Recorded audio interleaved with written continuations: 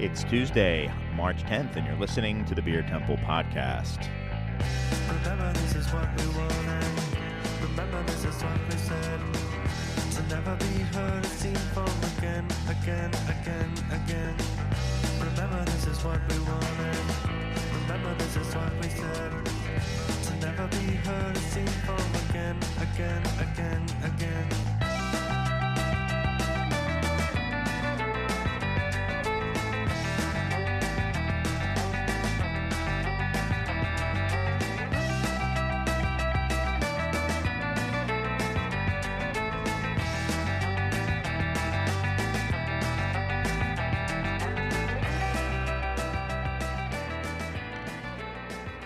Hello, and welcome to the Beer Temple Podcast. I am your host, your sole host today. My name is Chris Quinn. Mike is getting ready for a trip abroad to Mexico, so he will not be here. And I'm also the acting fade master today because Serge had other fading. Well, not fading. I guess they're not fading fast enough. Obligations that he had to take care of. So it's just me. On the host duties, do have an outstanding panel of guests, and no real news to get into. It's going to be a boring one. But I appreciate everyone who has tuned in yet again. Thanks to all. And yeah, since it's just me, I think we're going to get right into it. We're going to go in order of seniority being the only seniority that matters to this show, which is how many times you've been on the show. And I believe the senior member is you, Mr. Lemcke. How are you, man? Life is good. All the better to be here, my friend. Yeah. How you been? I have been relaxed and walking and just enjoying life in general. Did you walk here today? I walked here today. I managed to beat the rain, which means I've been sitting out front for about 2 hours. Yeah. And I heard something about like baseball-sized hail in the area. I saw no such thing. Okay. And yeah. Good. Yeah. Have you had any beer? We're just going to get right into this quickly. Have you had any beers lately that you've liked, or are there any beers you're looking forward to having? Actually, yeah.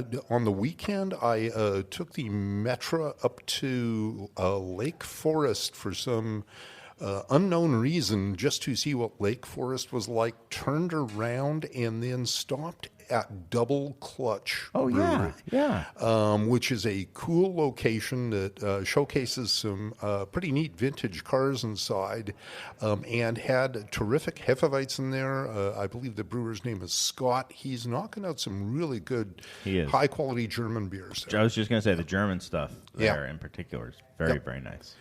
Well worth the stop there, and so, yeah, that was kind of the highlight of the weekend. Yeah, that's in Evanston, you said? Sounds about right. Yeah, yes. Yeah, I think it's about right. Well, good to have you on, and hopefully if the hail starts, you'll be grabbing a lift or something like that. Brought a helmet.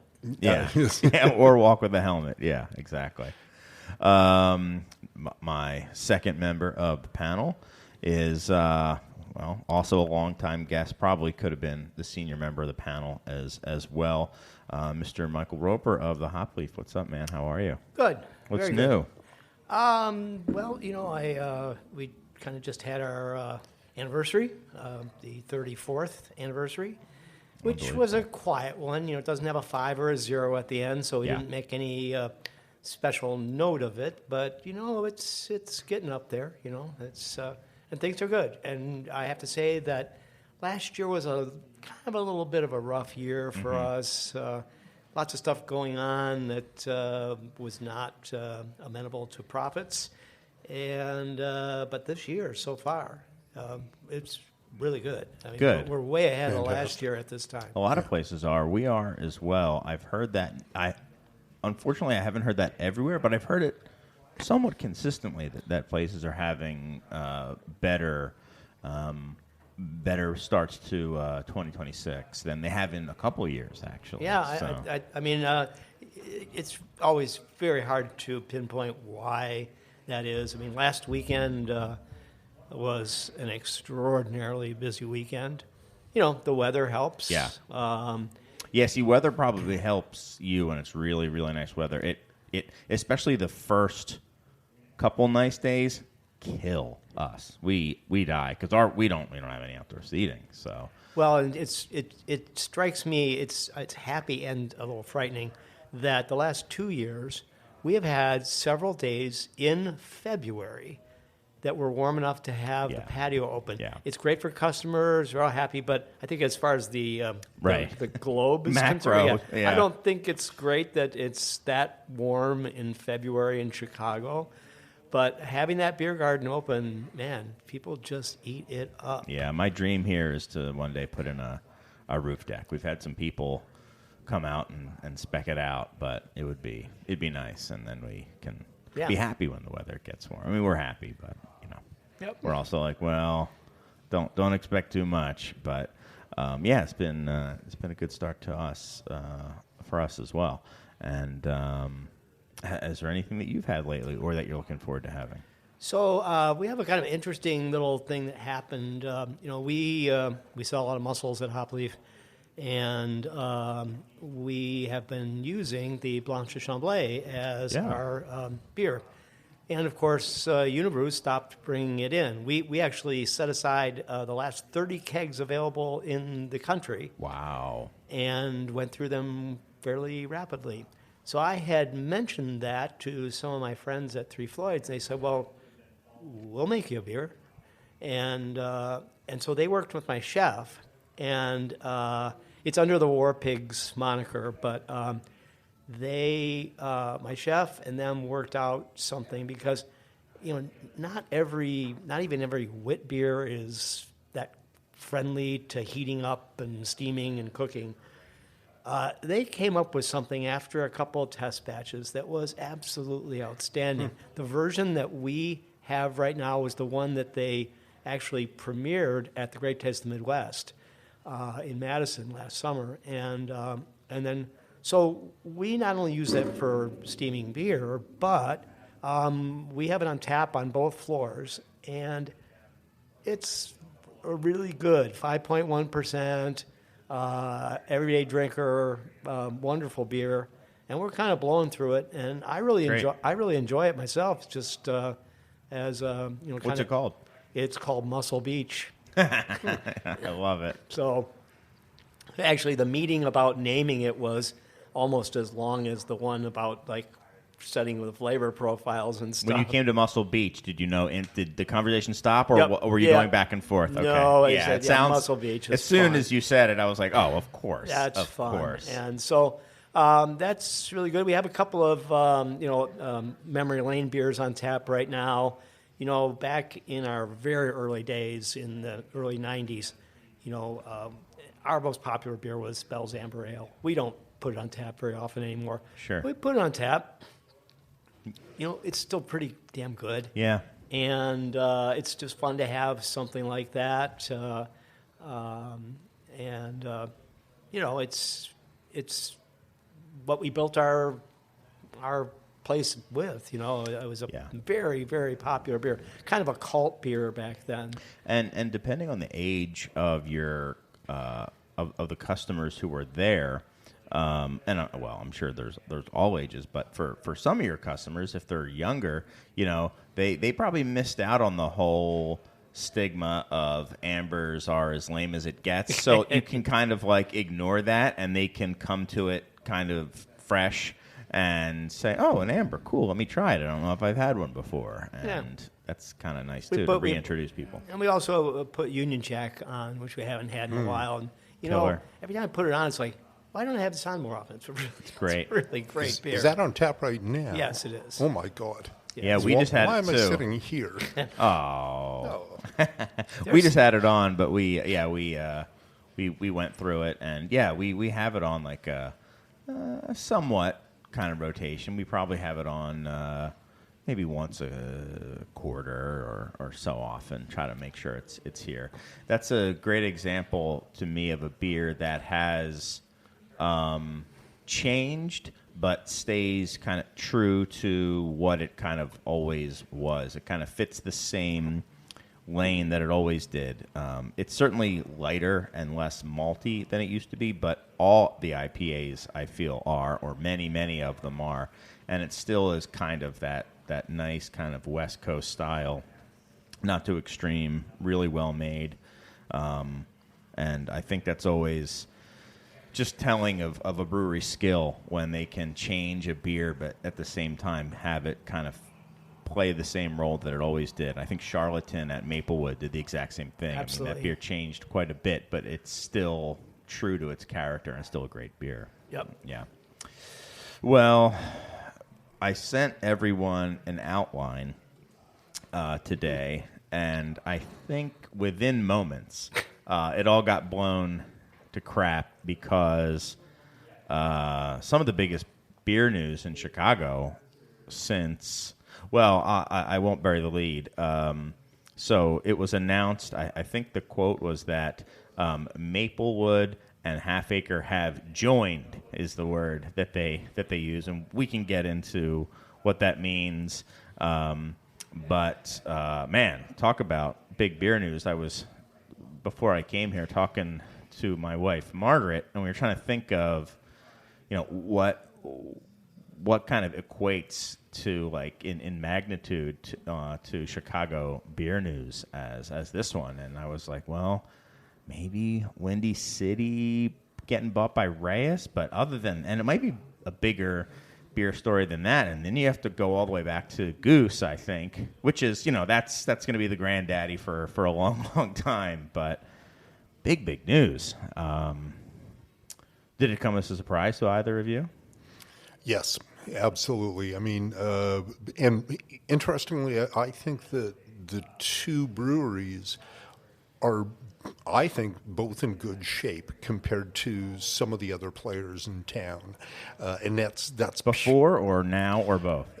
Before. Yeah. There are two that I've been saying to people for sort of the last year seem to be on something. Maplewood especially seems to be on something of a roll, and Half Acre just maintains its sort of cool. It brings out new products quite positively and actively. It stands behind them. It's in the media. It's carried on social media. There's enthusiasm for both Maplewood and Half Acre products amongst the people consuming them that share information on Facebook, Insta, and all the social media stuff. People just seem excited still about drinking their products. Yeah. How about you, Michael? I was very surprised. Yeah, I was very surprised. There was a bunch of people from Half Acre in Hopleaf last night who did not mention a word of it. I think there were some people who happened to be here, I won't name names, from Half Acre who were here when the announcement went out. They had just found out very recently before, and I think were kind of like trying to like silently process it, and that went out the window because everybody knew that these people worked for Half Acre, and just there's always someone who's industry or industry adjacent around here, as I'm sure is the same as at Hopleaf, and they were just kind of like people immediately like came and stood around them, and then I could see their phone like starting to go crazy and everything, and it was kind of a hectic moment for them. Because you know that this isn't something that was decided last week. No. They've probably been talking about this for 6 months. I think so, and like it's funny after things go down, you kind of we'll see. We're gonna see if we're gonna lose power here. There's like a bit of a lightning storm going on, so I'll hit stop and record a few times so we don't lose too much. But anyway, yeah, it was some of the stuff that happened the past few months. I think kind of becomes a little bit more clear, and as you kind of think about it, you're always hindsight can be 20/20. Yeah, it's we'll get into it all. But what's your overall feeling of it, Michael? I actually think it's really smart. Yeah. I think it is a good fit. I think that both of them have some needs that the other one fills. I think, Half Acre, you could say, maybe overbuilt their capacity a little bit. And they have unused capacity. They have a room that they could grow a lot more in that space. They are already doing some contract brewing. They're doing the best-selling beers for art history. They're doing those. And I know, because I know the art history people really well, they're extremely happy with the partnership. Yeah. Maplewood, on the other hand, it does not have much capacity and has been contracting almost all of their beer. Down at the still. Yep. And I would say that Maplewood right now has a lot more of the sort of young buzz going around it. So I also think that there's other factors. There is the THC beverage thing that, I think both of them would like to collaborate on a little bit. And also Maplewood is opening another location in the suburbs. Glen Ellen, yeah. So that's something that maybe Half Acre would be interested in doing things like that as well. Half Acre is in some other markets, other states that Maplewood is not. So I actually think that they dovetail together pretty well as far as how they would fit. I'm thinking their corporate culture sort of thing also works. That's where these things fail a lot of times. Yeah, we'll see about that. We'll see about that. Do these people really get along? And if they do, it will be good for both of them. Not all of these merges do that well. Right.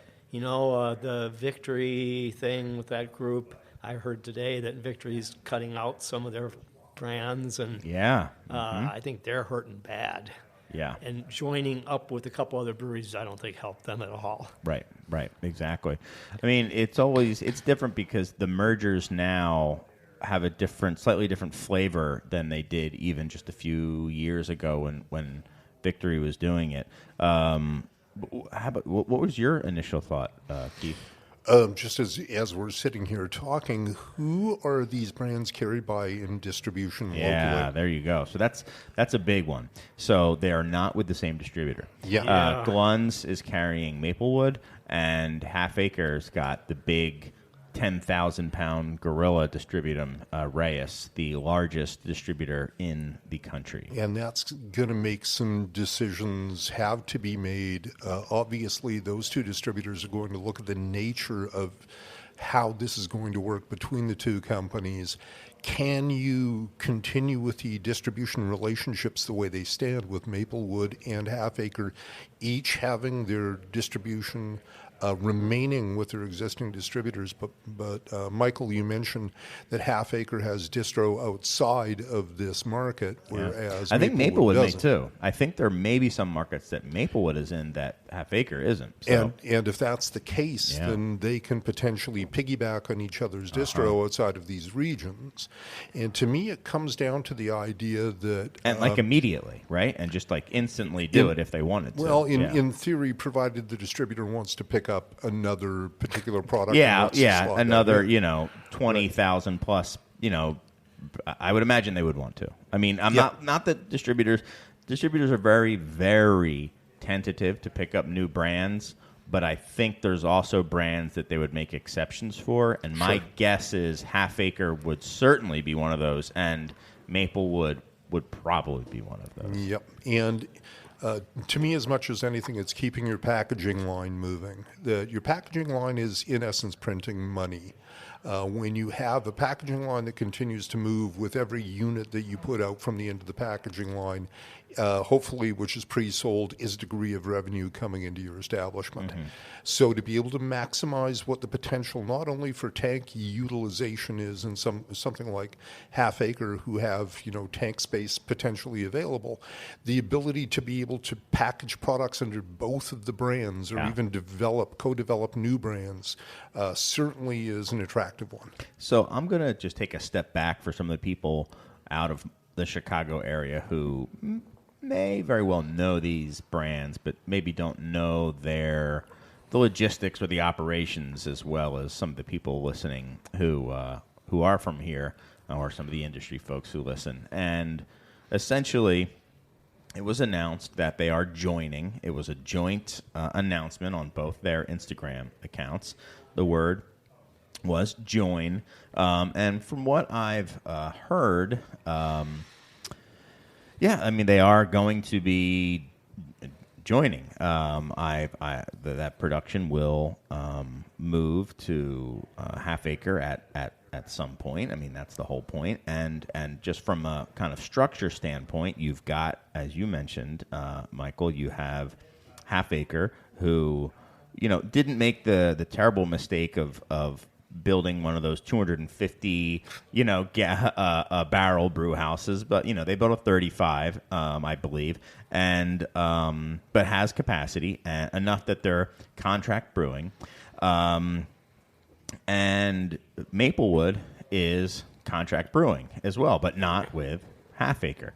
So I think the synergies in hindsight make a lot of sense, because you're leaving a lot of money on the table when you contract brew, in a sense, on both sides. If you're sending your beer out to be contracted, you're missing out on a lot of the profits. And if you're just contracting the beer side of it, you don't have to worry about the selling of it. You just have to worry about the brewing, but you're also missing out on, additional profits there. So it seems to make a lot of sense from those logistics. After that, that's where, some of the kind of questions kind of arise. So I think from a marketplace standpoint, it's interesting. Do you think there's going to be harmony with their brands, kind of? I don't think that they, yes, they do make some of the same styles, but I think that both of them have a unique take. Mm-hmm. I wouldn't get them mixed up, they're different. No, yeah. And I also think their taproom experience is very different. I think their aesthetic, the company aesthetic is different. So I think that I don't think they're going to compete with each other that much. They already do in the marketplace. Of course. I wonder in the other markets that they're in, is Half Acre with Reyes everywhere? Right. I don't know. That could get very messy. Yeah, I could see that. It would also be interesting to see. It'll kind of be a window, because here's the thing. Whenever these mergers happen, and this is a beer, not beer, everything kind of the way I've seen it go is nothing really changes at first. And then there's some back office changes, we don't need 2 heads of HR. We don't need 2 companies processing our payroll. We can streamline that. That's why you do these things, to kind of get some, economies of scale going and some streamlining. But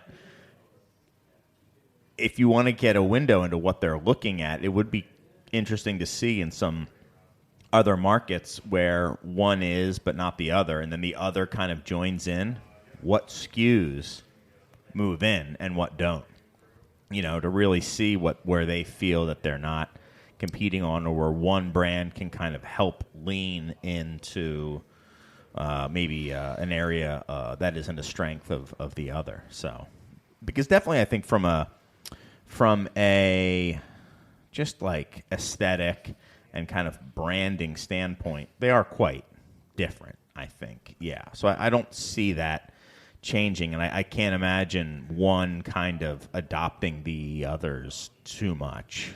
No, and I think it's different than some of the other mergers we've seen and takeovers. I mean, I think like something like what happened with Bell's and New Belgium under the Kieran and Lion thing. It's changed the characters of both companies, and I would say not to the better. Sure. But this one, I think, has the potential of making both companies better. Right. It'll be interesting. I mean, I do think whenever there's they're saying joining, I think that's a merger, word for a merger, which I would say is really kind of language for an acquisition. These are my words. These are all kind of my takes.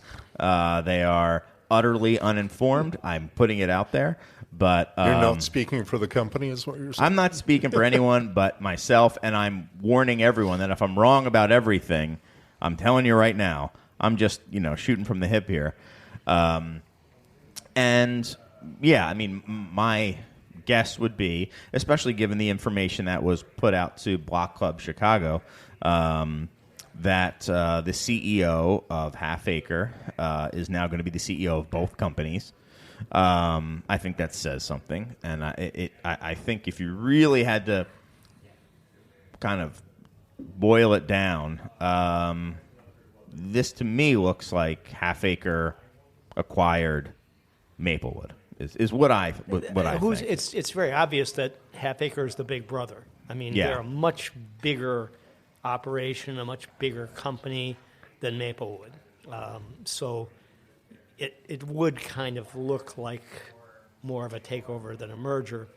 But a takeover has a negative connotation. Of course. And a merger more than joining. A merger is friendly. It sounds... And joining is even more friendly. Yeah, We're joining into this common mission to bring good beer to the people. Right. It's like the only thing more unbelievable than that is when they say nothing will change. That's the one I now chuckle at. Nothing's going to change. You just have to laugh. And I'm thinking of sort of what are the synergies for both of the two Yeah, what do you think they are? That for Half Acre, you now take on what could have been contract production because Maplewood could have simply said, look, we don't want to have product shipped all the way from downstate up to primarily the Chicago region, which is no doubt their biggest region for sales. Why not just appoint Half Acre as the contract producer? But somewhere along the line, they said, look, we're both in the same city and we have common interests. Maybe it makes more sense for us to have a more formal relation. And with the Maplewood, what I think they gain is not only that closer physical relationship with where the beer is being produced, they also gain the quality control and assurance that Half Acre has built in. They have an innovation team at Half Acre that knows the characteristics of their system and what they're capable of producing effectively. So there's some real pluses for them getting together. I think there's definite pluses for both sides. I mean, imagine being able to add 20,000 barrels or whatever of capacity that you're brewing on your system. A lot of times with these other mergers, you still had two different breweries being built at brewed at two locations, where one was a pretty large contract brewery or brewery that is contracting their beer, and just taking that all in-house. Is like I said before, in hindsight, it makes, it looks, these two pretty good. All these people know each other too. Right. I mean, they are both really in the community of Chicago brewers, and there's a great exchange that was already going on and would have continued going on, even if this didn't happen. Yeah. But this is a good topic to bring up, that the communication that goes on between these breweries is a lot of times too guarded. And we just had a Master Brewers Association meeting here locally in which we had about 65 people show up, which was pretty good at Revolution. It's a pretty good audience given what's going on here right now because there was a cost of admission. It's the time away from your brewery and simply the culture right now in brewing across the United States is one of absolute caution and worry. And having people show up to these events and spend some time and money to come to them, and then you say to them, so how are things? And they come back and go, we're kind of like everybody else right now. We're not doing great. We're not doing bad. And to me, it makes me want to go, have you thought about saying that to somebody that has a brewery 5 miles away from you? And that brewery 5 miles away from you may be going through the same contraction in business as you are and the same lack of cash flow.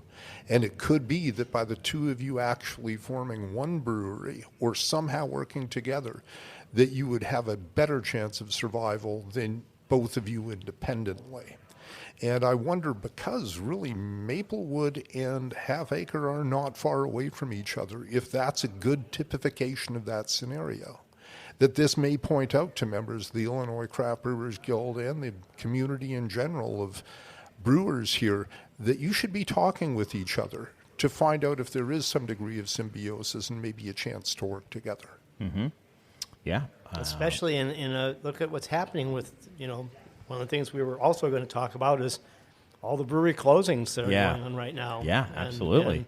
And could some of them have gone this route to save themselves? I don't know, but I think that it's a good time to start thinking about joining forces, not waiting until the bills are getting behind and what all those things that are happening to a lot of these people. Yeah. While they're both doing well. Yeah, yeah, and I'll come out and say I think it's going to be a positive thing for both breweries. I think.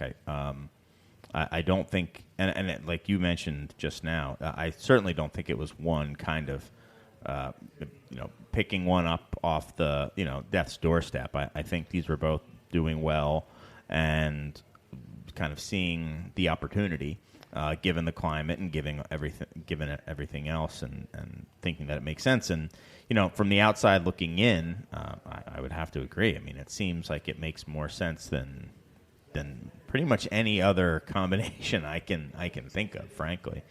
What I'm going to do, because there's a lot of thunder and lightning, is I'm going to take a moment, like just a momentary break, and then I'm going to start the recording again. So we'll be right back. All right, we're back. We saved the first 25 minutes or so of the recording. So let's talk a little bit about what. If you're willing to, I love kind of speculating. It's fun. One is with Glenn's, one is with Reyes. Where do we think that's going to be in the foreseeable future? Reyes is rolling across the country, accumulating smaller regional distributors like you are rolling a snowball down a hill that keeps basically building in diameter. And that is of critical importance to the survival of pretty much every alcoholic beverage producer and importer in the United States. Yeah. That Reyes has the strength of finance and organization behind it. Glenn's, though, to my way of thinking, has good relationships locally.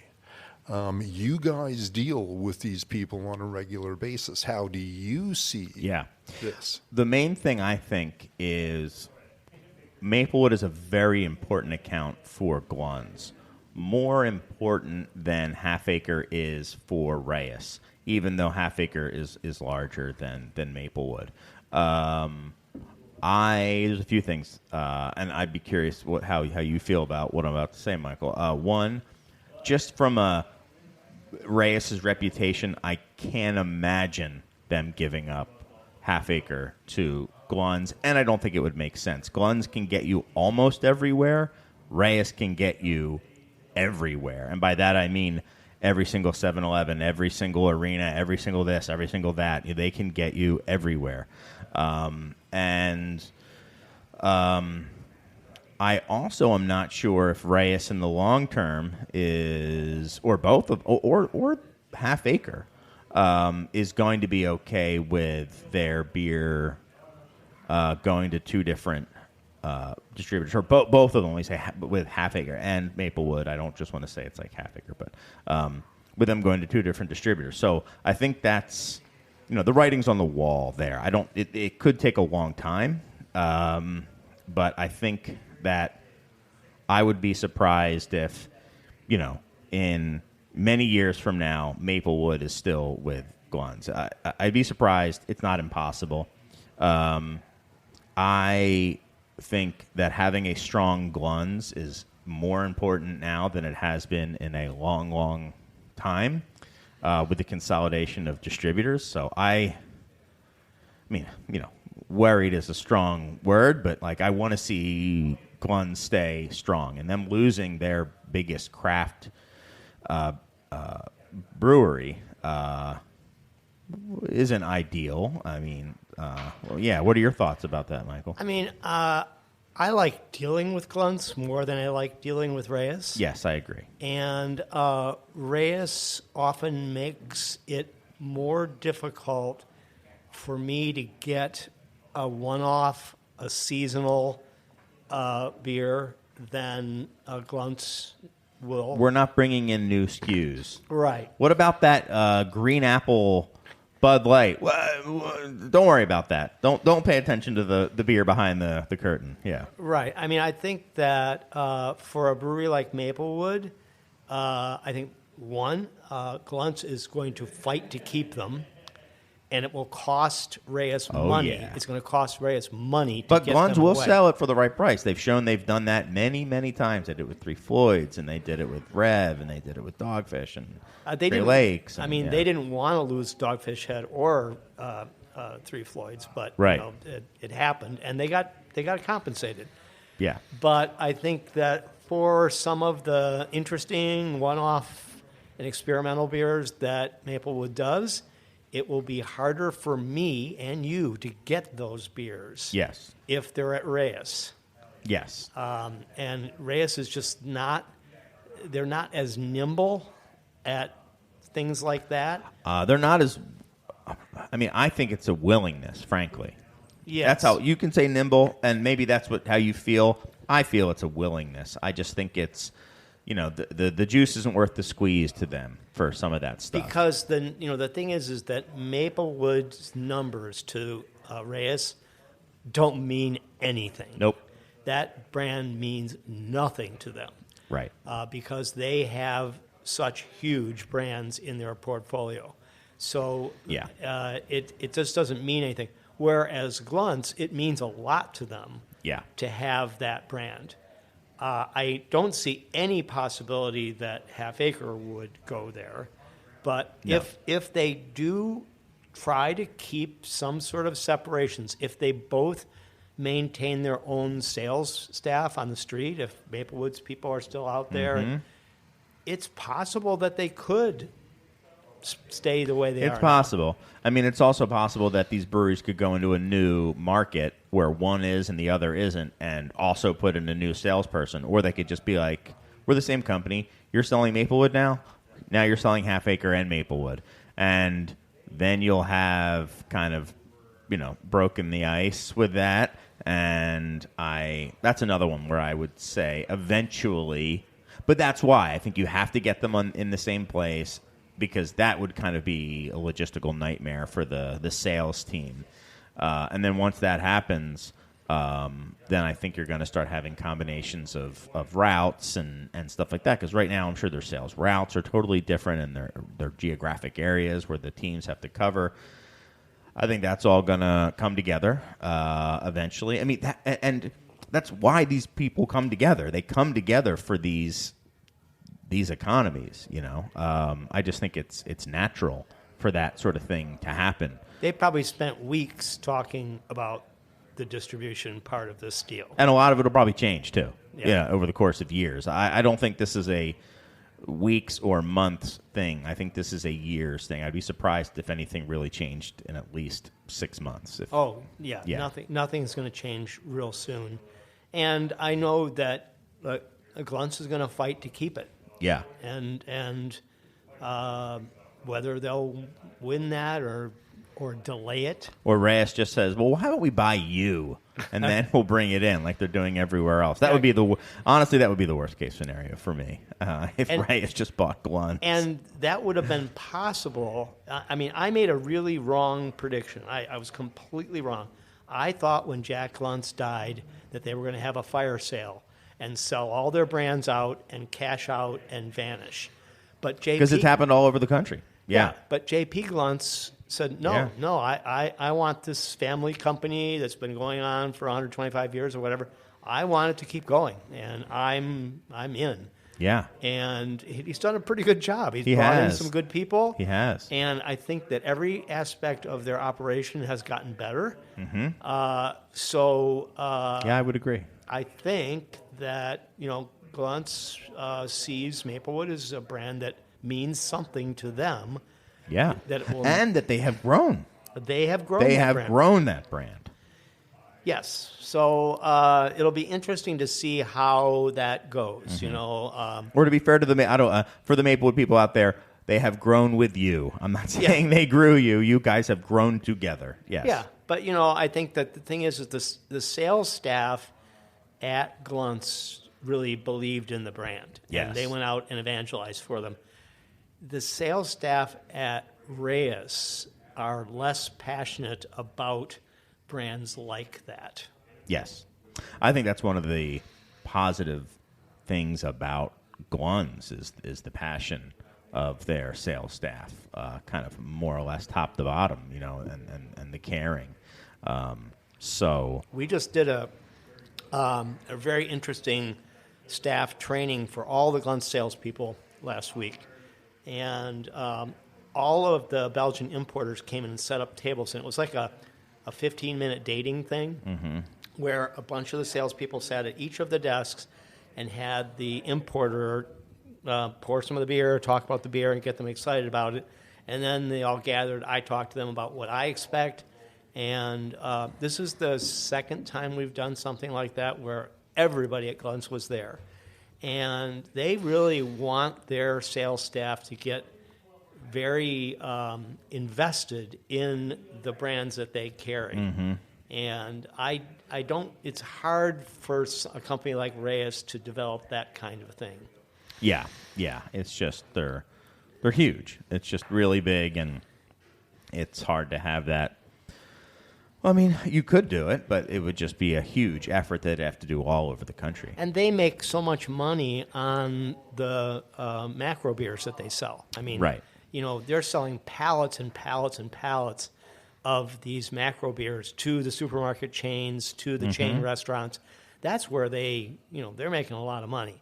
So when you compare that to what a brand like Maplewood means to them, it's not that exciting for them. Right. Even the potential for growth. If they grow Maplewood 50%, it's nothing. It's nothing. Right. Yeah. So it's interesting. But I would imagine that they would.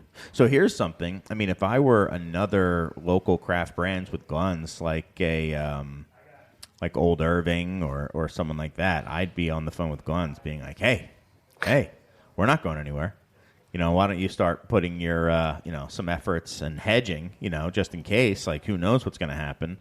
That'll be interesting too, to see if another brewery kind of starts getting some of the shine from the sales staff. Something kind of only partially related, of course, is that Gluntz has always pushed their long relationship with Schlitz as something that it's the identity of the company.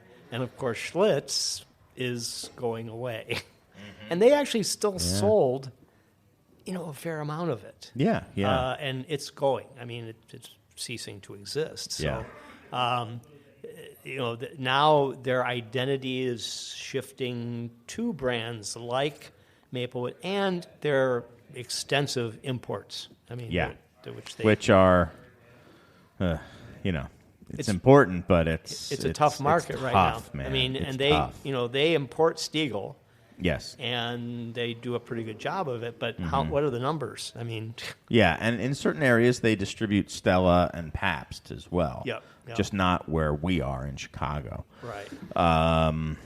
Yeah, I mean, if I was one of their other brands, U.S. Craft brands, I would be definitely trying to vie for some positioning there. And hey, I mean, there aren't many of them left, but if I was a regional brewery looking to get into Chicago, Glenn's would be looking pretty appetizing right now, too. I'd be surprised if Glenn's wasn't taking some calls about that sort of stuff. Very, very, very interesting. Very interesting stuff. If I had to guess, I think. I think in 5, maybe 7 years, it's just going to be one company with brands. Just kind of the way it goes. I think the sales teams will merge together, and it'll all just be efficiencies, and they'll have it. The same thing happened with Windy, right? Right. It's Absolutely. the same thing. At first, they said we're going to maintain 2 separate companies. Well, Right. That didn't last. No. That's not why you do those sort of things. No. So, it's interesting. Do the sort of modern analytical and inventory management tools that are coming up in retailers like convenience stores, like large chain stores, like grocery stores, give an advantage to somebody like Reyes, who has just massive permeation into all these different locations, where it could be that they don't necessarily have to concentrate on supporting a smaller brand like Maplewood, but Maplewood would still gain a net increase in sales over what Glenn's is capable of doing. I would think so. By being with Reyes, you're saying. By the sheer magnitude of where they are. And the modern methodologies are going to continue to improve in their ability to, every time somebody buys a 4-pack of 16-ounce cans of Son of Juice off a convenience store, by the time they get to the point where there's just 2 left in the cold room, that order automatically goes into Reyes, who has a truck there the next morning. That it's all favoring Reyes, and it's all favoring that Reyes is very now interested in taking on wine and spirits. That's not their strength. They don't have the actual layout in their facilities to be able to handle products like that. Mm-hmm. But with what's happened with the closure of RNDC in Southern California, and now RNDC's other operating units are probably moving towards Reyes, and RNDC is spirits and wine. Mm-hmm. So you're looking at the efficiency of distribution networks. In essence, that Reyes will be the Amazon of fulfillment for alcoholic, non-alcoholic beverages and products going into convenience store chains that aren't even related to beverages. That's what they're gearing up for, because they got trucks. They got trucks, and I think one of the things is that when a smaller brewery goes with Reyes, their own salespeople have to step up. Yes. Because they're not going to get any help. So Maplewood would have to perhaps increase the number of people they have on the street, but they're maybe already merging with Half Acre's sales staff who are pretty good too. I mean, they're out there. So maybe you're not going to get that much help from the Reyes salespeople, because Reyes they sort of have 2 tiers of salespeople. They have some people that deal with you and I, on our kind of place, people that actually know something about beer, and then they have their other salespeople that deal with the chain stores and everything. They don't know. They just know about numbers. They could be selling peanuts. They could be selling, printer paper. It doesn't really matter. but because they're just selling stuff. They know what they're supposed to sell. They know what their incentives are. And honestly, a lot of them are just looking to get in and out with the least amount of friction possible. And maybe that's not even mentioning some new beers, because then you got to talk to someone and explain it. It's easier if I just sell the stuff that I know goes. And if you're I mean, we see it happen. You're selling... Not necessarily with Reyes, but just generally we see it with those types of salesmen. Especially like off-premise, if you know that the most that you're going to give a little presentation and maybe get lucky at most at selling 4 or 5 cases. At the same time, you go to the next stop and sell 5 pallets of Miller Lite. Right. You know. Right. That's or Corona or right. You know. Yeah. Chris, typically the audience for this show, are they well attuned, well knowledgeable about the importance and the role of distribution? I would say so. In the success of this, because I mean, when you get down to drilling into the importance of distribution, when RNDC closed in Southern California, somebody pointed out in one of the programs I was listening to that their wine catalog was a 110-page PDF, 2 columns per page, double-sided, that you could download of all the products and all the formats for all the different people they represented. That was for wine alone. It was similar size for distributors. That is the importance. And as well, they have their own cultures. These are the people that complete delivery from products that are either imported or shipped from shipping docks at alcohol beverage manufacturers across the United States. They have their own problems and their own focuses. And that's all changing so bloody quickly with the consolidation of distributors that they get to make decisions that are going to be life and death for across the alcoholic beverage sector. Yeah, we talked about Southern California specifically. I was talking to some folks out there where Reyes has not only bought RNDC, but they also bought essentially maybe not the Gluns, but maybe someone a little bit smaller than Gluns, but the biggest specialty craft distributor. Oh, and they bought Stone, which was like the Windy City. Right. So Reyes bought Stone as well, and just some of the changes that happened as a result of that, where they weren't resetting the stock anymore. Their sales reps weren't doing it, and how some accounts that were able to get 4 or 5 different potential deliveries a week went down to 1, and how it got to the point where they have in Southern California, I think it was, I'm just going to make up a number, somewhere between like 7 and 12 different breweries had kind of gotten their reps all together to form a team to go to all the accounts where they all mutually were and just reset them themselves a couple times a week. Like, I'll do yours, you do mine. These are my stores, those are your stores, just because it didn't matter to Reyes. We do it for the big guys. We're paying our people to reset it. They have this much time. This is what they can do. We're not going to bring in a second guy to work on this other stuff, because if you don't sell anymore, whatever. That's fine. We don't care. I'm not saying that we're at that point here. I think we have a healthier distribution system than many other cities do. I wish it was a little healthier, but I mean, we have some other, like AJ Maca. Yeah, and we have like some other.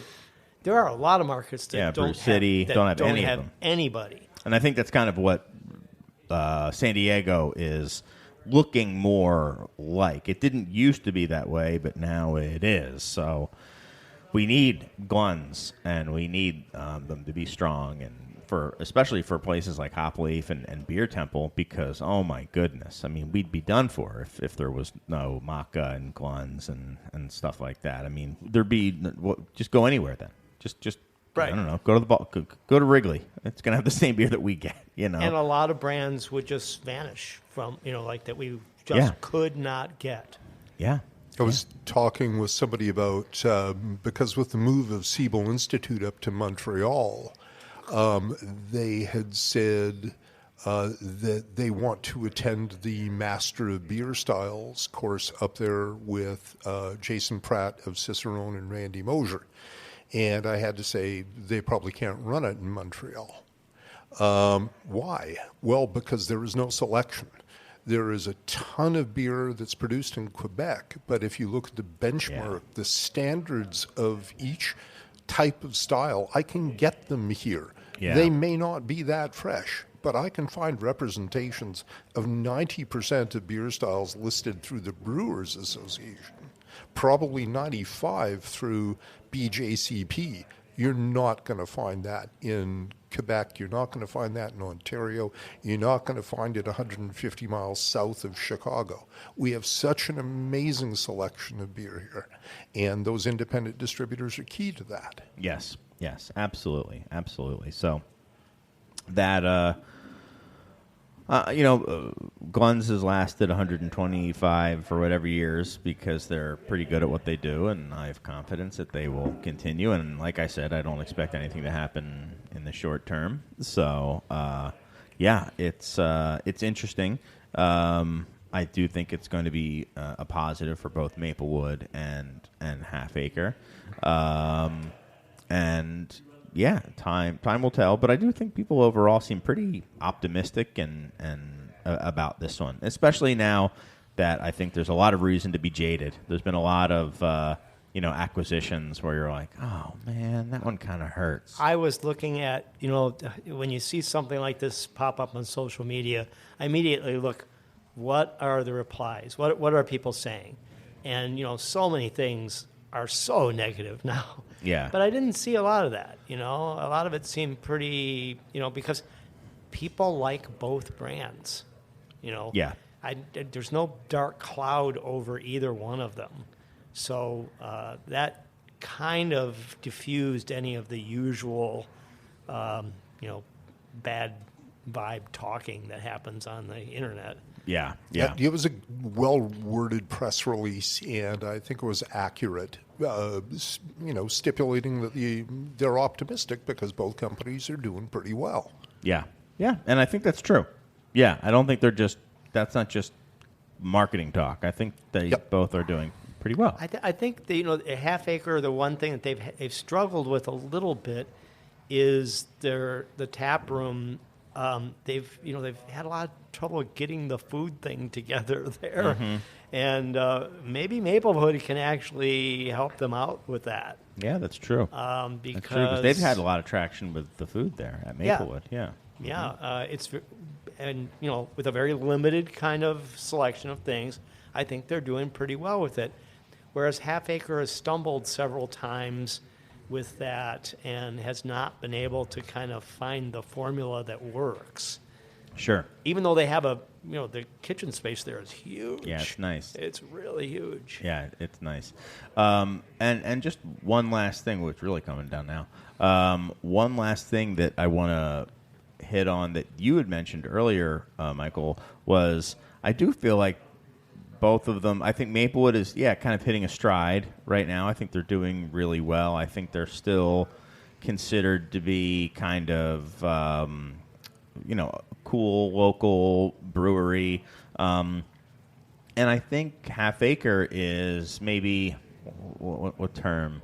Maybe gotten their groove back a couple years ago. I think they kind of stumbled a little bit, me personally, and I think they've really kind of hit their stride with kind of their branding and their marketing and what they're presenting for as far as new beers. I think they've put out a couple just rock solid new beers lately, and I think they seem to be in a good place as far as how they're positioning themselves as well. How they're still very cool, but they're not the new kid on the block anymore. They're a little bit more mature, and I think they present that way as well. So. I'm looking forward to see how that all goes.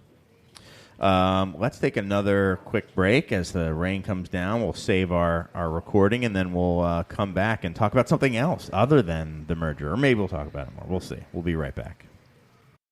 All right, we're back. You're Are you back. ready? Are we ready to be back? Yeah, I think okay. we're ready. We're ready. Well, from one acquisition to the next, we'll talk about.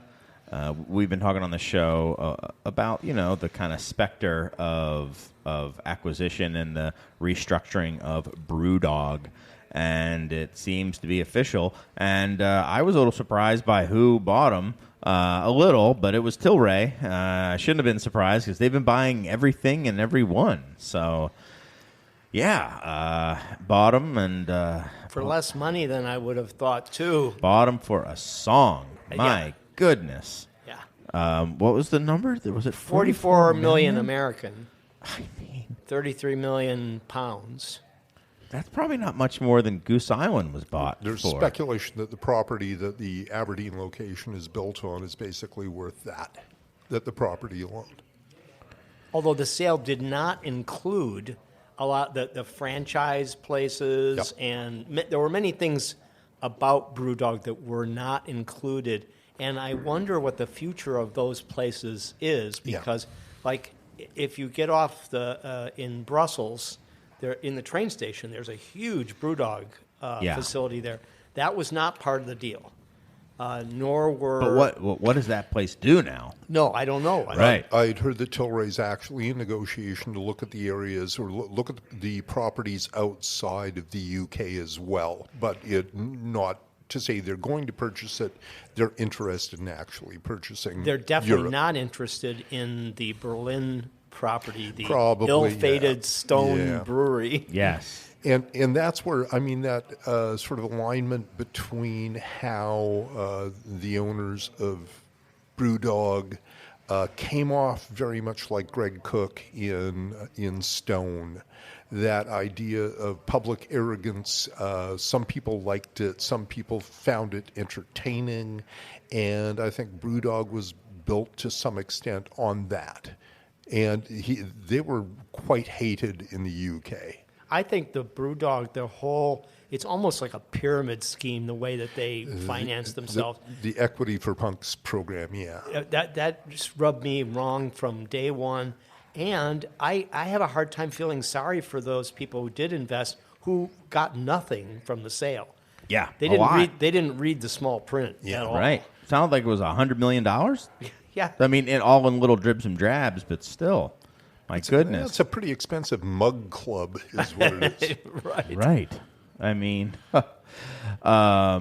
So there was a great article by Dave Infante at VinePair, one of the few beer journalists left, which I was also thinking about with today's news. I kind of miss the days of Josh Noel and just local beer journalism, even guys drinking beer and stuff like that, because there really is no outlet now for something like that. No permanent outlet. I think Doug Felicki had a nice little post on Instagram, but that's different than the Tribune putting something out about it.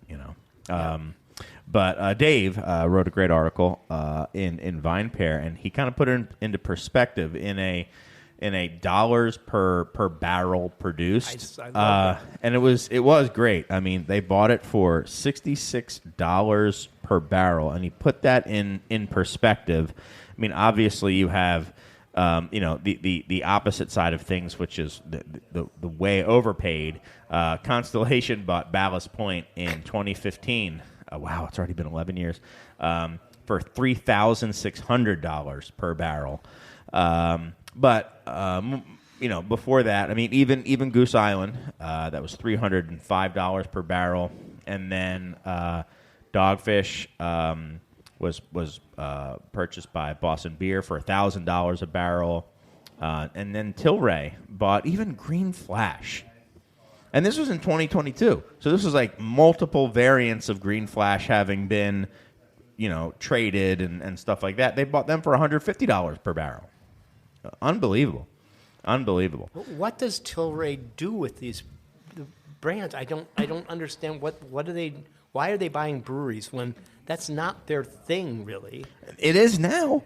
I mean, it was supposed to be THC. Maybe they thought that was going to become federally legalized faster. They still think that's in, I believe. That is, with Tilray acquiring brands that are already in distribution, there's a belief that if they have THC brands brought into those markets, that they can piggyback on the distribution of the alcoholic products, which is pretty unrealistic because most of the major distributors are incredibly cautious about investing in hemp-derived THC products. They obviously, especially with the bill passed, what they call the Big Beautiful Bill or whatever, that had the carve-out to get rid of hemp-derived beverages within the year.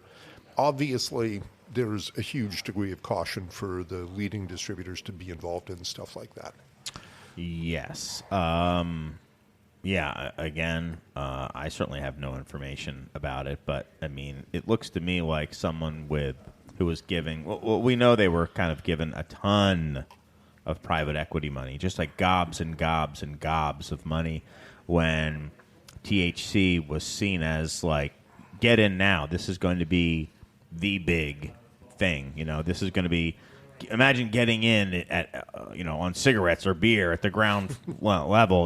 This is your chance. It's never going to happen again. And Tilray was just flooded with investment money, and they haven't had anywhere to put it. And I guess they're just buying up breweries on the cheap. I mean, they certainly got this for a deal. I mean, you can't say they overpaid for it. What is the future of Brewdog beer, though? I mean, it's not like it's a beloved brand. They literally don't really have economic goodwill, and they don't have sort of social, cultural goodwill. No, nothing. I want to talk about that too. I mean, why do you think that? Why do you think they're so especially disliked Brewdog? Especially in Europe. Yeah, based in the UK, it's James, and what's his partner's name? James Watt, and then and the other guy, Martin Dickey, and they kept poking Guinness and Diageo in the eye at every possible turn, and they kept talking, as did Greg Cook, about a yellow fizzy beer, about basically the established large breweries being evil, and now they were coming to save the world. And I think over here, anyone who heard that just thought it was funny and braggadocious and comical, and they don't take to that in the UK.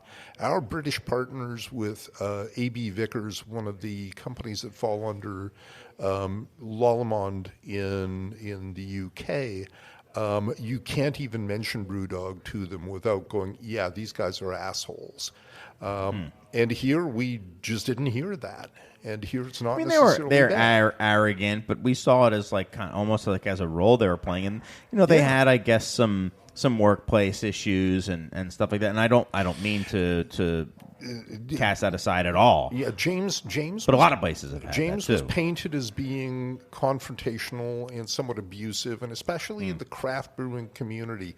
I don't know if you guys remember a time when there was a phrase that craft brewing is 99% asshole free, and everybody knows the 1%. Right.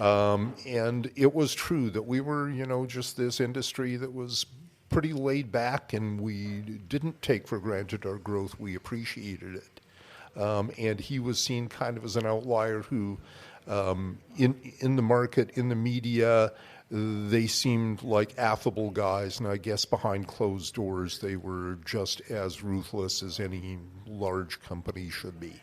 I also will say that I have been to some of their European outlets. I have had their beer. I actually was never impressed with their beer. I liked their beer when I was in Europe. I had been in England, and I thought it was like a refreshing change of pace to go to their bars and drink their beers, but certainly was an outlier when I was there.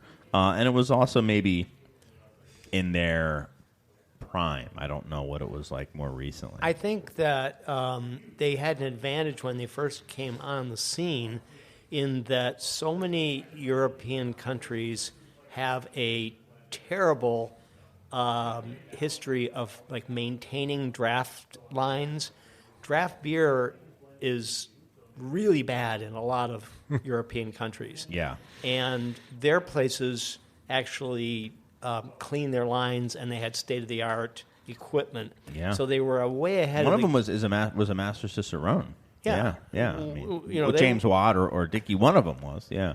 They were ahead of the game in that way because, especially in like Spain, Italy, Greece, France, even Belgium, the draft beer maintenance is A lot of them really- use cold plates. They keep the beer warm, and then they just run it through a cold plate. Yep. Which, for those who may not know, it's the same as what you would get, maybe even worse, at like an outdoor festival. A jockey At least, box. at least those kegs are also on ice. But a lot of times, you'll just see warm kegs just chilled right before dispense, and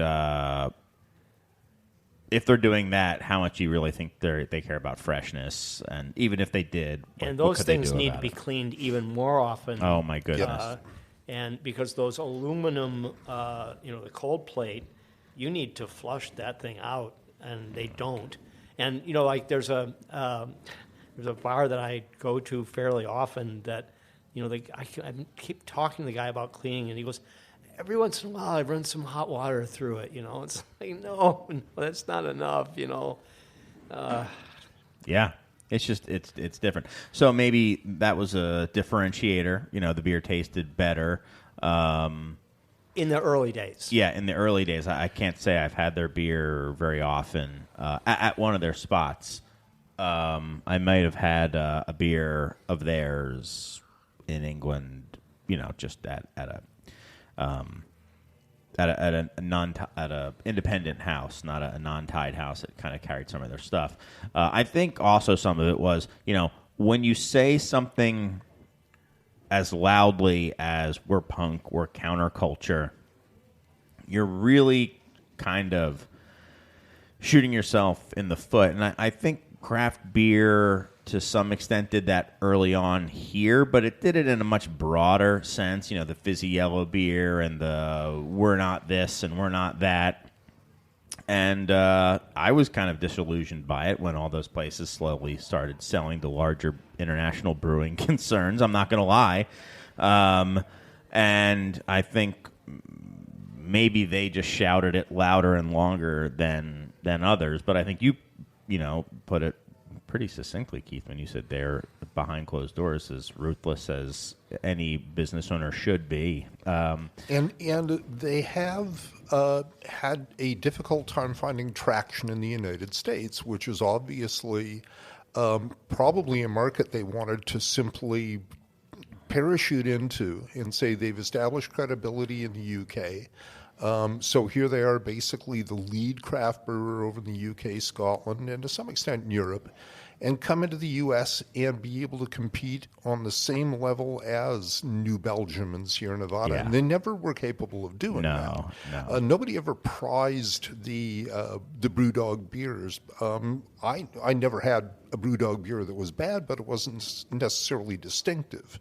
Right. By UK standards, when they came on the market, they were distinctive beers because companies like Meantime and Thornbridge and the sort of new generation of UK brewers very distinctive. hadn't come along yet. Oh, okay. Right? And when they did, they were distinctive, yeah. Yeah, but I mean, if it weren't for some degree to the success of Brewdog and those guys being loud, then you may not have had a lot of smaller brewers follow up to say, well, Brewdog can do this. Let's see if we can do this as well. I don't want to cut them short.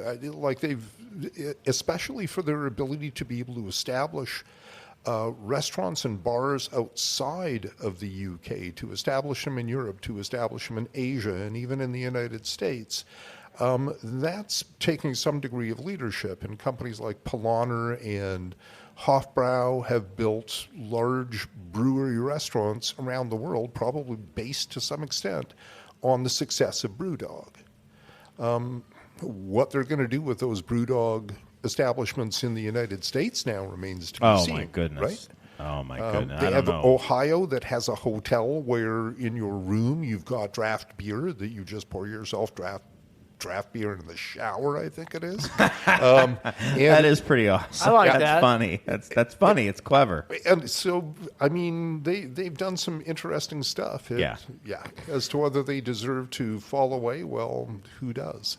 Sure. Right. I think they were late to the party coming into the American market. Much And they're so, making yeah. American beer. Yes. Like, hey, we make American beer, but we're from Scotland. Right. Where it's like, if you're from Scotland and you make American beer, great. I mean, one of the things about American beer is it tastes better local or somewhat local. That's a huge advantage. But if you're coming here, it's like a lager brewery going over to Germany and being like, watch us, step aside. Or like what happened with, when Stone went in very arrogantly and Yep. thought that, the Germans when they taste our beer, Sure. they're going to really love it. And I went to that.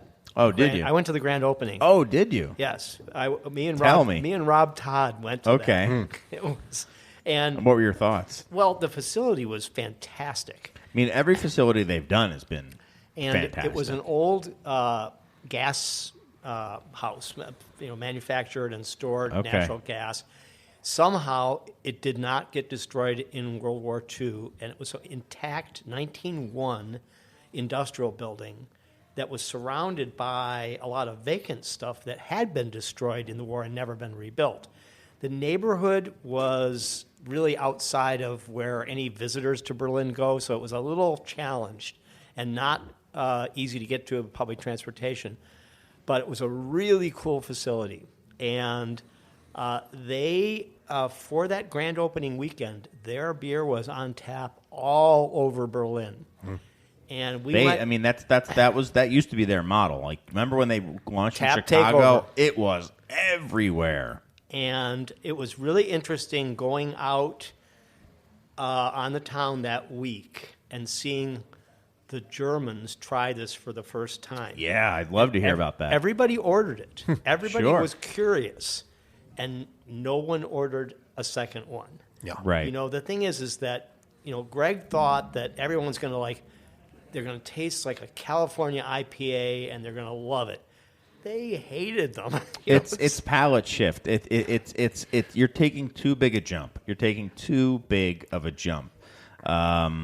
Going from those malty helices to a bitter, bone dry, hoppy IPA. I mean, I think that he gave the mayor of Berlin was there and gave a little talk, and then he gave a talk, and I get along actually pretty well with him, but the way he came off was like, I know better than you about beer. sure. And Yes, you're yeah. talking to Germans, Right. They didn't. I don't think they liked that much. Well, they're not drinking for an experience. They're drinking because it is just part of what they're standing or sitting doing, that they can have a beer that isn't going to be experiential. They want something that is refreshing. It is a beverage, not an experience. But expertly made. Yes. I mean, no, do you But disagree? you have to find balance, and Yeah. the German idea of balance, the Municher idea of balance, is so accurately defined in the beers they make that if you are in Munich and you tried every one of the Helles that is available for you to try, for the average consumer, they would barely be able to tell the difference from any manufacturer, from any brewer in Munich, whereas we'd be able to clearly tell the difference. But that subtlety is actually what they prize. They don't want beers that smell like cat piss. Right. And that's what the Germans say that American pale ales smell and taste like. And even our teachers from Doman's Academy will come over and they will drink a pale ale, but they'll have one, and that's going to be it. Our beer is too overwhelming. The idea of Sierra Nevada Pale Ale can be too overwhelming. Interestingly, at one time, Michael Eder, one of our lead instructors, comes over and says, as he's having a Goose Island IPA back in about 2006, 2007. He says, when America makes inroads into German beer drinkers, it will be this exact beer. And so I said this to John Hall, and John had arranged for an entire pallet of Goose IPA to be sent over to the McDomans Academy. Got thank you notes like you can't believe, but still, they didn't get into that idea of a beer. Right. It's just too overwhelming for what they consider acceptable as a beer. Goose IPA in 2006 was no Stone.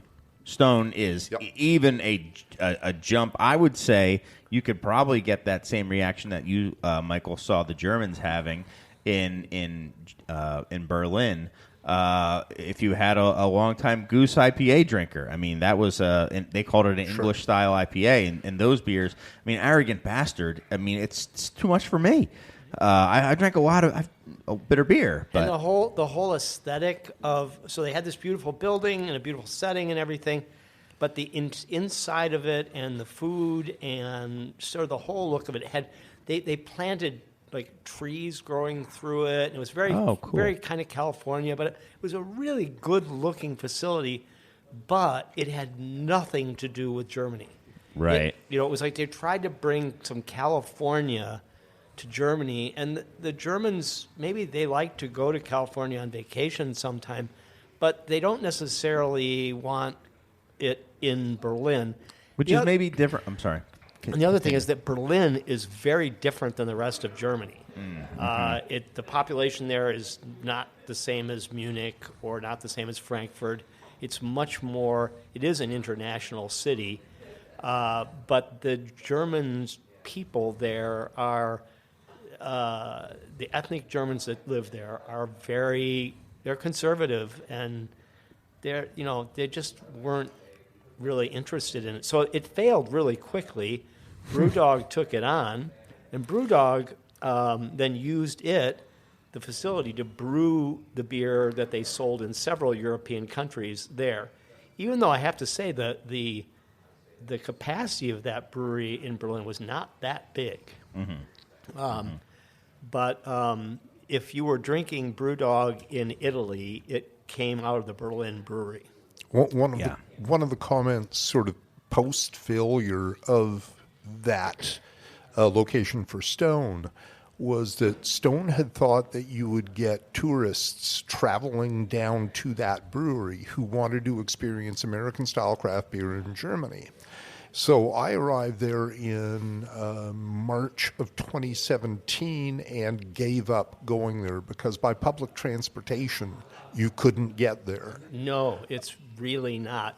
It's accessible. An hour and 10 minutes outside of the city by the closest public transportation, and you still had to walk about, I think, 30 minutes from the closest rail station. It's actually in Berlin, but it doesn't seem like it's in Berlin. Sure, yeah. So, I mean, there were a lot of things wrong about just the way that they had situated that specific They location. had also thought, the way it was set up, they thought that this was going to be a popular event space, like people were going to have weddings there and corporate meetings there. That didn't pan out at all.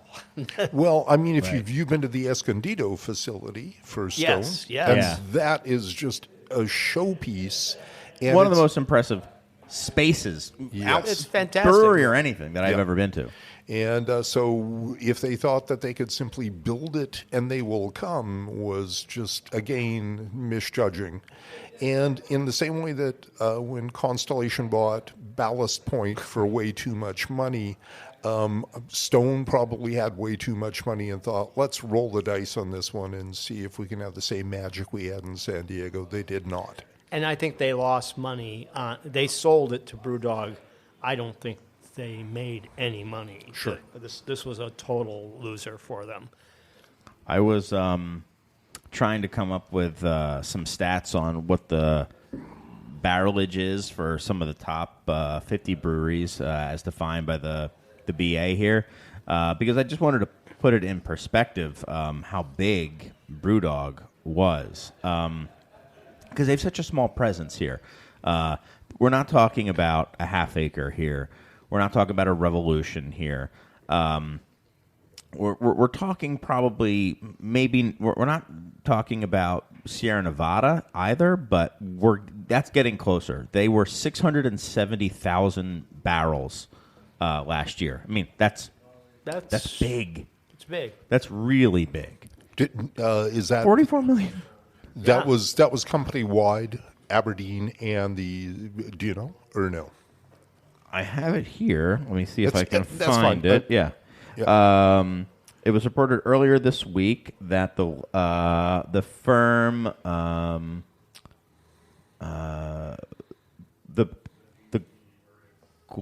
the Scottish Brewery and 11 pubs in the UK and Ireland.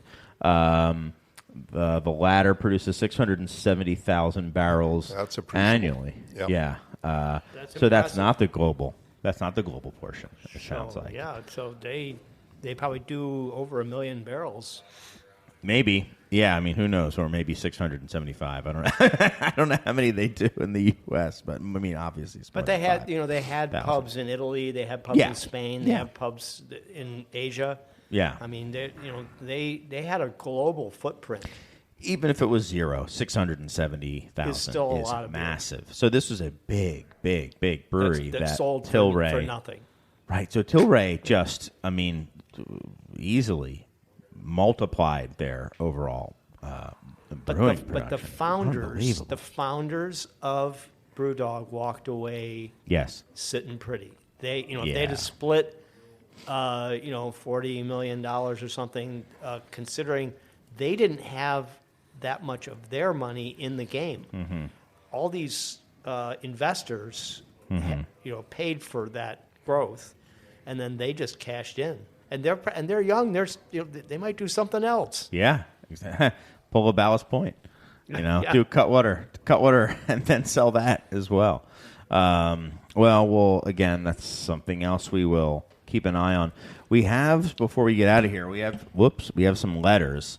We have many letters. Thank you guys for writing them all, and I'm sorry. We even have handwritten letters that we have to get to. I'll probably wait for Mike on some of those, but we'll see. But there was one letter that came in that talks about you, Keith. Yeah, it's from Kai, and he writes on a recent episode with Jacob and Keith from the end of year show. You, Chris, asked about how we feel about terpenes in our beer. My first thought is, yeah, sure. If you feel it makes your product better, that's fine, but let the consumer know. But part of the definition of, quote, craft beer in the U.S. used to include traditional ingredients. Of course, that got done away with, but for me, something about transparency of ingredients should be part of the ethos of craft. Keith had extremely good points to make about sustainability and how yeast-derived terpenes could produce some of the aromas we see coming from hops currently. But one should also, I guess, ask whether producing something that isn't, quote, real should be the point. Maybe the fact that we can't grow crazily aromatic hops due to climate change should come with some consequences. Catch you again soon, I'm sure, Kai. So just I thought it was kind of interesting how they have kind of done away with that, with their definition, but are terpenes still part of the ethos of traditional craft beer, Keith, would you say? Terpenes can be produced or at least expressed by biotransformation. So that would be a natural process if you allow yeast and hops to intermingle, and have basically a love child that is terpenes through natural fermentation processes. Then what happens? What's the difference? But if you create those products in a bioreactor and basically remove those products from the bioreactor and add them to beer, indeed, it's kind of a long route to get to that same product, but we have to start considering all these different options when it comes down to sustainability. And it's like hops are a very natural thing to grow, but hops, when you grow them in regions that are running out of water, are just as wasteful in some respects as growing almonds from an almond tree, using water that could be diverted to a crop that's more effective or simply to the people that may need to drink it. So I just think that we should be considering all possible options, because there's going to be an awful lot of pressure placed on every brewer globally, especially starting for the largest ones, towards how we do things. We can't continue to use the same degree of energy throughout the entire raw material and production chain of brewing that we have traditionally used, especially to get to the point of the billions of gallons of beer that we produce per year. Yeah. I concur. I am a little, I don't know. I don't know how I feel about terpenes. I mean, I guess if it makes the beer taste good, sure. I think I do definitely want it disclosed. I don't know why. I just do. That if you're adding something that is, in essence, not occurring, you're not extracting or expressing terpenes from an interaction between hops. If it's not and not a yeast. Reinheitsgebot ingredient, put it on the can somewhere. I mean, even if it's rye or wheat. I mean, I don't know. Do I need to know if there's like 1% rye in a recipe? No, I really don't. But I don't know. I mean, with terpenes and something that's kind of outside of what has historically been traditional, I kind of would like to know. Not that I would even think of it negatively. I would just kind of like to know. Yeah. I can't explain why I would like to know it. It's just more of a feeling. It's the same as you could say may contain isinglass, and the average human being will go, oh, I have no idea what isinglass is, but it's apparently made of glass, versus may contain desiccated swim bladders from sturgeon. Right. It will make a consumer go, well, I shouldn't be drinking this. Mm-hmm. Yeah, I mean, you can make decisions as to that's true about clean labeling, and if we want to get into clean labeling, man, that would be a great episode to discuss. Yeah, true. All right, well, maybe for another one. I've got one other letter that we'll quickly get into, and then I think it'll be time. I think the rain has subsided, so you can walk safely. I don't think you'll need a helmet anymore, Keith. You won't get struck by lightning. Yeah, or struck by baseball-sized hail. Yeah, which I did not see any of. Yeah. I didn't see any golf ball or pea-sized hail any. But this email was titled "A Notable Death During Flagship February." And he said, "Good day, Chris and Mike. As a Pennsylvania drinker, I was disappointed to hear that Victory was discontinuing the production of Hop Devil. This was always a great beer to revisit as a reset to classic American IPA flavor. The rationale is not surprising, as the brewery looks to focus on modern Hazy Boy garbage and line extensions for their Golden Monkey franchise.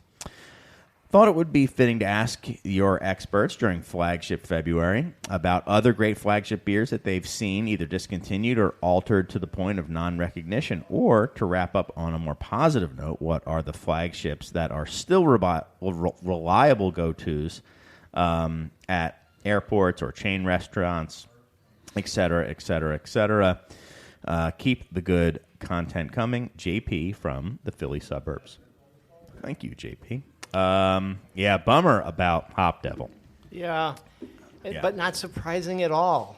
You know, I mean, I think that Victory is kind of challenged in general. Yeah. But some of these flagship beers really, really get forgotten. And that was a classic. Hop Devil was a absolute classic. I think people out here knew Hop Devil, maybe 15 years ago or so on. And I don't think, like we were just saying about Union Jack, I don't think it changed to its own detriment. It felt maybe a little dated. Maybe it was a nice reset to kind of remember, but it certainly did not taste contemporary. But look at what New Belgium did to Fat Tire. I mean, Well, there you go. There's a great example. They completely changed the beer. Yeah, I mean, to the point of It's not the same No. beer at all. It was their flagship for years, and now it's not the same. And they don't even care about that brand because the Ranger IPAs are where they're, sure. they're doing their thing, and they're making money as part of a big corporate group now. But sometimes also your flagship gets sidetracked by the drinking public. I mean, Alpha King was Three Floyd's flagship. Yeah, and now it's holding on. And it's still there, but it's not their flagship anymore. No. And I think if it didn't hold such a special place for that brewery, it likely would be gone. They would probably. So periodically, we put it back on, and it always sells really well for me. But it doesn't sell it doesn't sell in package. I don't think it does anything. Yeah.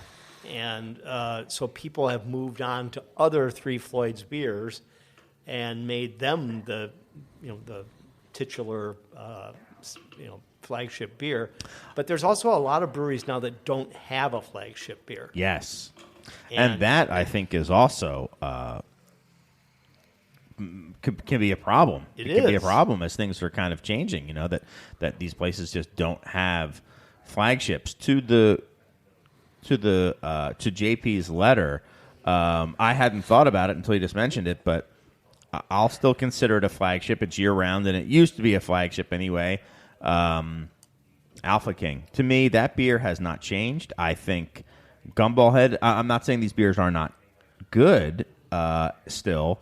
Gumball Head has changed. Zombie Dust has changed. Alpha King has not changed. That beer tastes exactly like I remember it always. And if it's fresh, I love it. If it's fresh, oh my it is gosh. unbelievably when good. It is fresh, there's nothing like it. I love going to the map room and just getting an Alpha King and going back in time. At one time, when we did the American beer tasting in the diploma program at Siebel, I would always buy Alpha King. And so we do this twice a year, once in February, once in around October. And the one time I had noticed that the February beer seemed muted. It didn't really have the fresh hop characteristic. And then in October or so, I thought maybe they just permanently changed the recipe.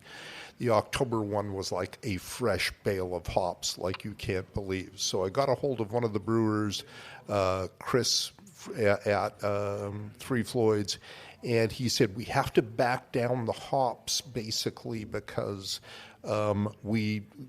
as the hops basically age, we notice some shift in characteristics and especially finishing aromatics.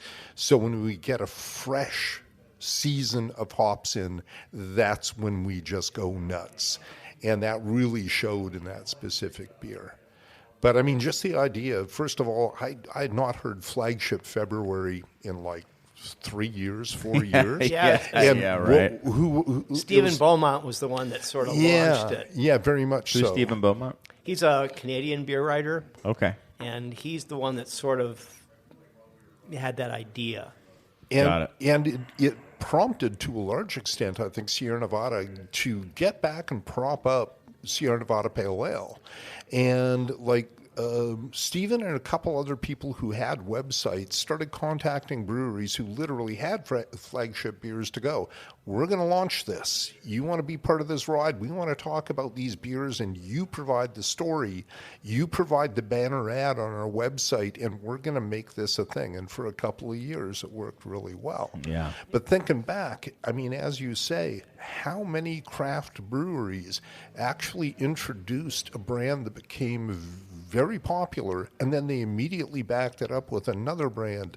Like they started with a pale ale, then went to an IPA, and their customer went, wow, this pale ale is great, but the IPA is fantastic. So now which is the flagship beer? Right. Very few breweries have that like long-standing flagship, but those that do, that provides them, it subsidizes experimental beers, one-offs. Yes. And the one greatest example is Allagash White subsidizes everything else great they do.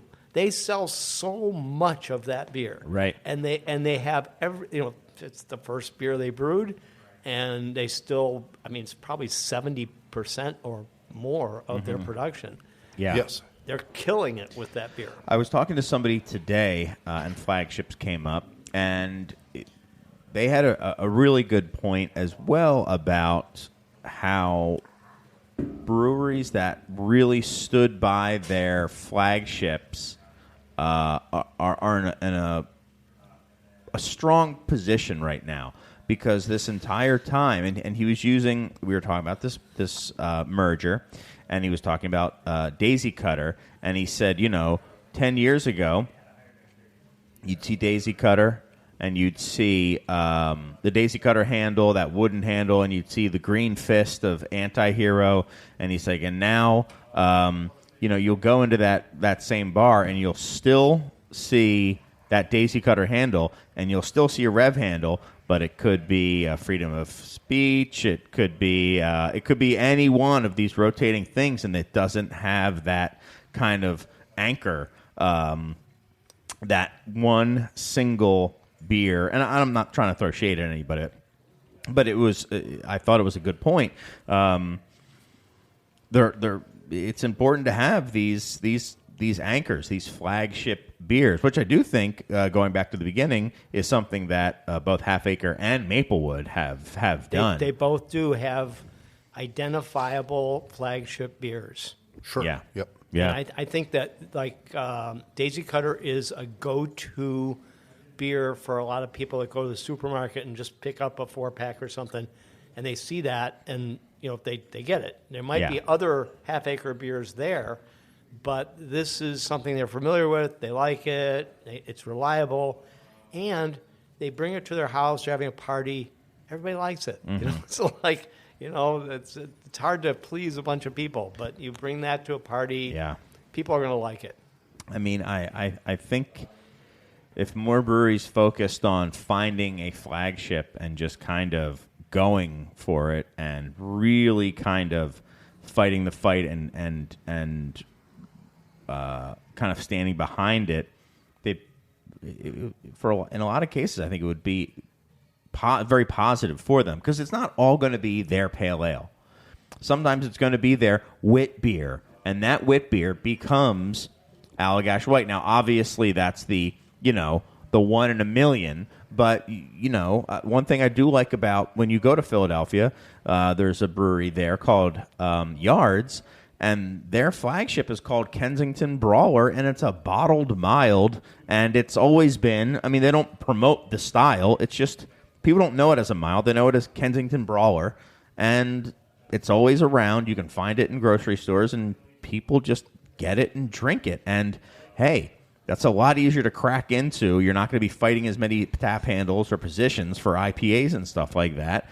And I'm sure it wasn't easy to make that their flagship, but, they just backed it and kind of built it up. What's the cold snacks beer? The Montucky. Montucky Cold Snacks. Yes. The most awkwardly named beer, I think, in quite some time, and it is the only one they produce. Yeah, yeah. Look that up today, and if you look up the story of this, they got the story right in the first place.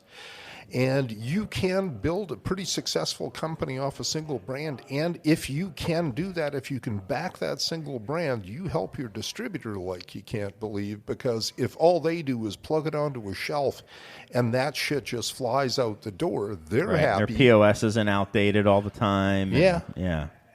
Yep. Yeah. But at the same time, I listen to like BeerNet Radio, where they say if you're a brewery that's not producing 50 different varieties a year, nobody knows who you are. I mean, that is, at this point, that's antiquated, man. That It is is. that is antiquated thinking, and the people who are doing that, Yep. I think, are at a disadvantage. Those breweries who they've trained their drinkers to not be loyal to the brewery. They've been trained to be loyal to the new.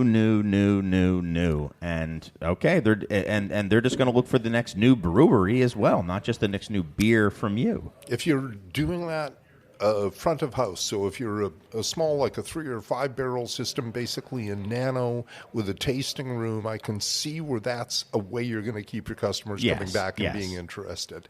Not for a packaging brewery, and certainly your distributor is just going to say, look, you've got to settle down here.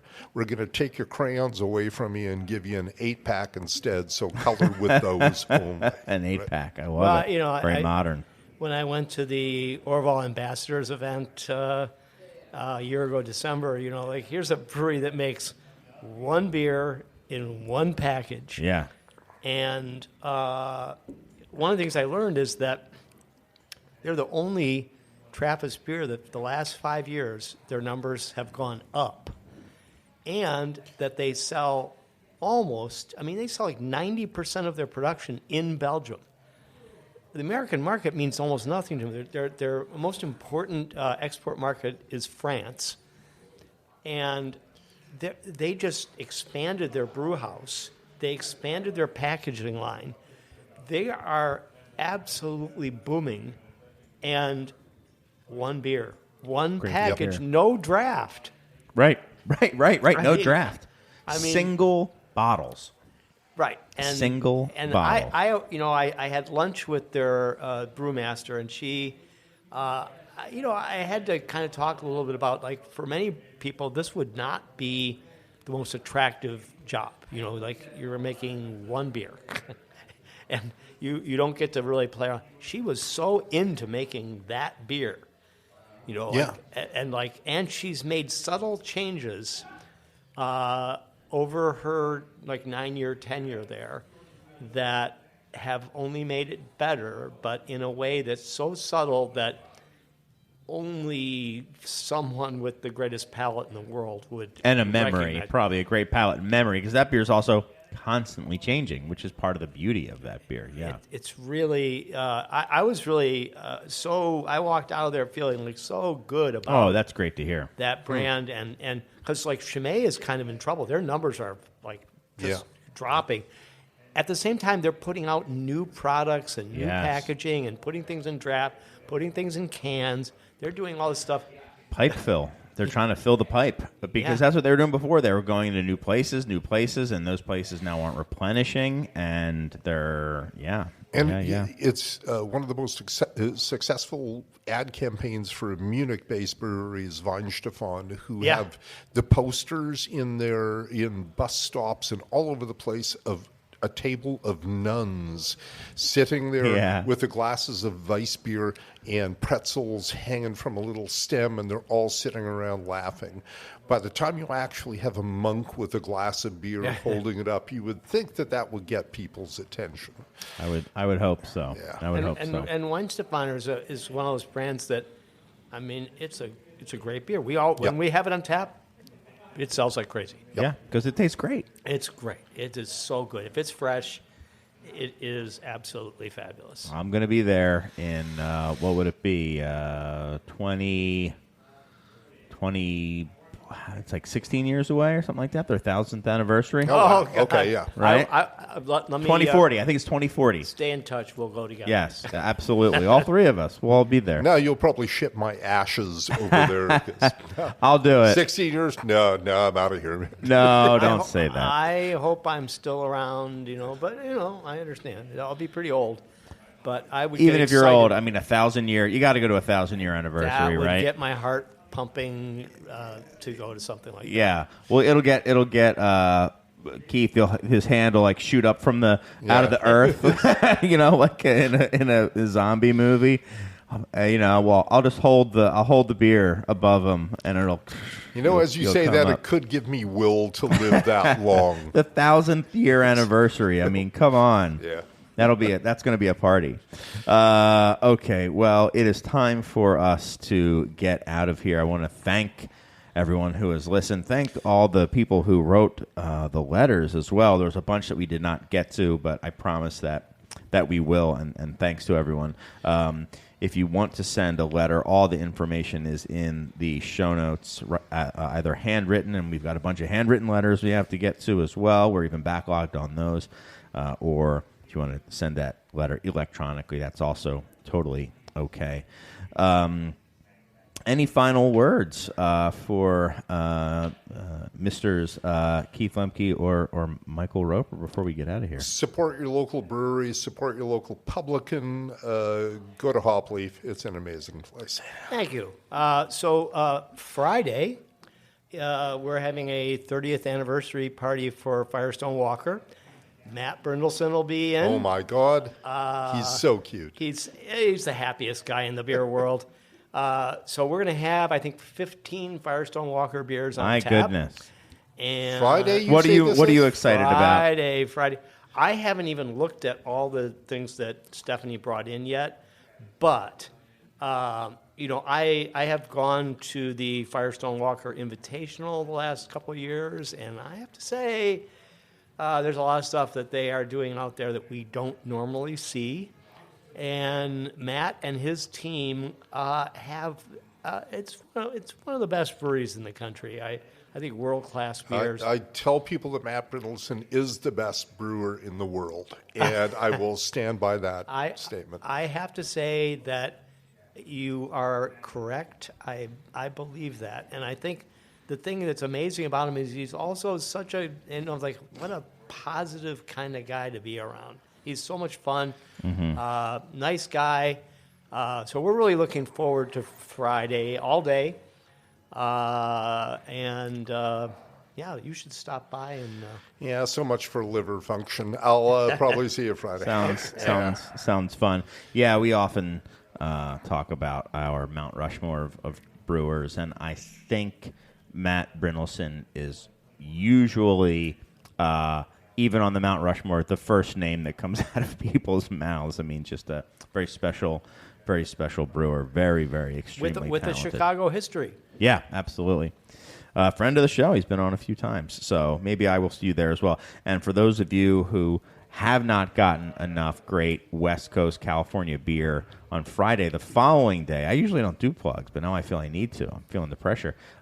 We've got a special Sierra Nevada cask tapping. They sent out some fresh Sierra Nevada on cask. We'll have it on the beer engine, and we're looking forward to that. I think it's only the second time ever that we've had Sierra Nevada Pale Ale on cask. We're looking forward to that. Awesome. Yeah. Well, thanks again, everyone, and appreciate taking the time to come out here, and I think that's about it. We'll see everyone next week. So long. Remember, this is what we wanted. Remember, this is what we said. To never be heard, seen from again. Remember, this is what we wanted. Remember, this is what we said. To never be heard, seen from again. Remember, this is what we wanted. Remember, this is what we said. To never be heard, seen from again.